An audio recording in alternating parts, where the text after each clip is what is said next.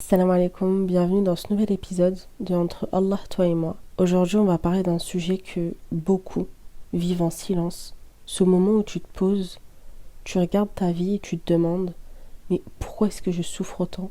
Pourquoi moi? En fait, cette douleur constante dans le cœur, cette impression que les autres avancent et que toi tu coules. Tu crois que t'es seule dans ce combat, tu crois que t'es maudite, que t'as la poisse. Mais si je te disais que cette souffrance, elle n'est pas là pour rien. Installe-toi, on va parler vrai. Juste Allah, toi et moi.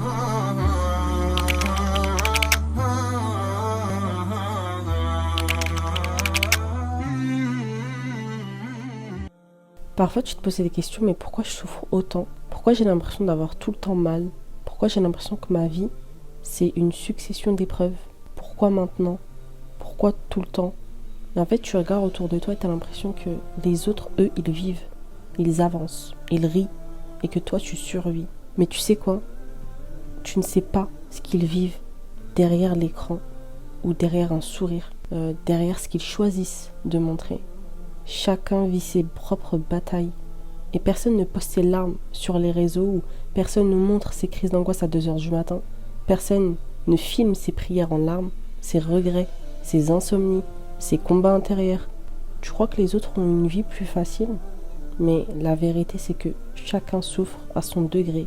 Et la douleur des autres ne minimise pas la tienne. Tu peux pas comparer ton épreuve à celle de quelqu'un d'autre. Parce que vous n'avez pas le même cœur, pas le même passé et pas la même histoire. Et Allah le sait. Et il t'éprouve selon ta force. Pas pour te briser, mais pour te purifier. Tu te dis parfois, mais pourquoi Allah ne m'enlève pas cette douleur? Pourquoi il ne m'exauce pas?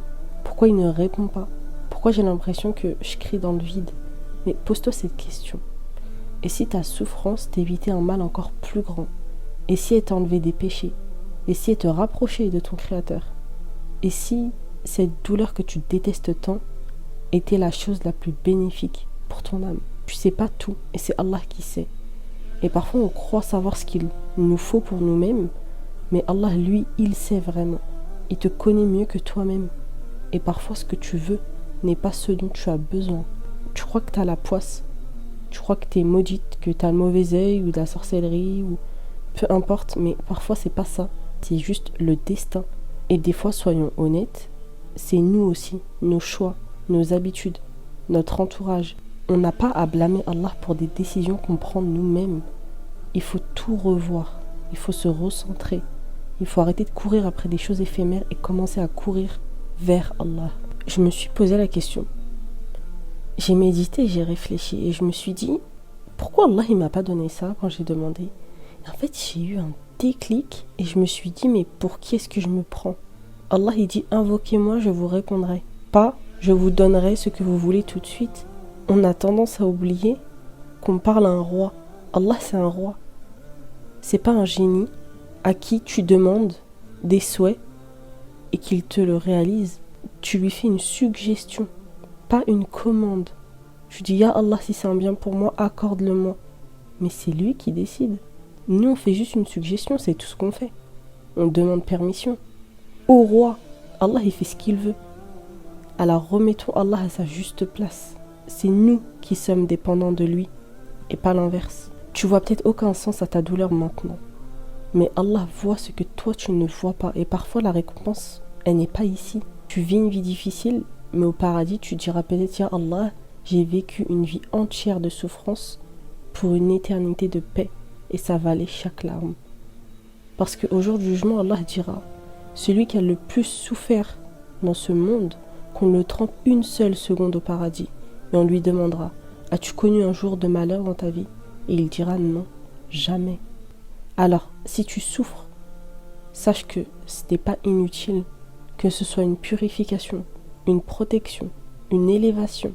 Et même si t'en peux plus, Allah ne t'a pas oublié et ne t'a jamais abandonné. Même dans ton silence, même dans tes doutes et même dans ton cœur fatigué.